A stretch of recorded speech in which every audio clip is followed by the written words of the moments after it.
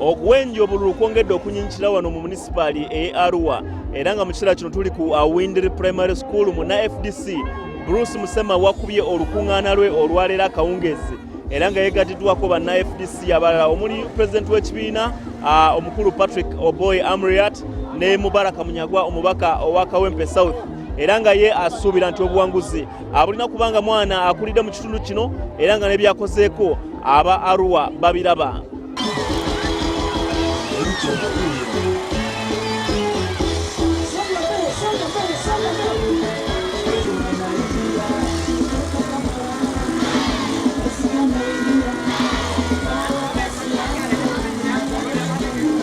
Arua municipality requires a voice in parliament, which voice must be representing the views of the locals within this municipality. Ye atayina kibiina Kasiyano Wadri naye asibye mu wadi emanyiddwa nga Kenya ng'awenja akalulu naye nga yeegatiddwako omubaka wa Jinja East Paul Mwiru wamu ne yali omubaka wa Makindye Mike Mabike nabo nga bagenda mu maaso n'okuwenja akalulu. If you're Madi, if you're Lukbara, if you're Nubian, if you're Muganda, will you get the vote? Will you protect the vote? Will you send Wadri back to Parliament?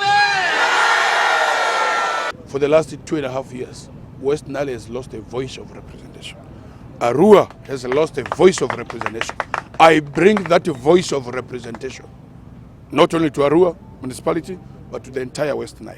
That's point number one. Nga bakyagenda maaso n'okuwenja akalulu n'aba NRM tebatudde era nga kandidate waabwe Nusrat Peru asibe mu Nvara Ward mu Arua Hill Division naye nga awenja akalulu nga yeegatiddwako ebikonge eby'amaanyi mu kibiina ekya NRM omuli n'amyuka Ssaabawandiisi Richard Todong nga bano basuubiza okugenda mu maaso n'okwongera okukola ebyo ebyatandikibwako omugenzi Ibrahim Abiriga. We have a problem of power shortage here.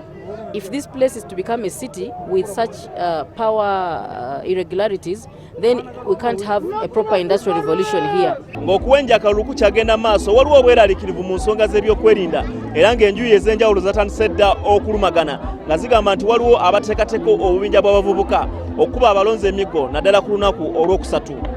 Every other day, not a minimum of 5 minutes, meetings are organized on me, chaired by the RDC and the other security officials targeting me.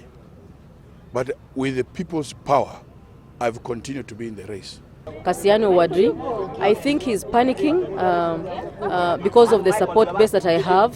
He has begun, his team, his supporters are beginning to beat up my women.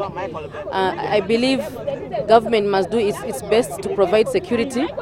Nze Herbert Ziwawa no municipali e Arua okutuusaako buli kimu nga bwe kigenda okutambula.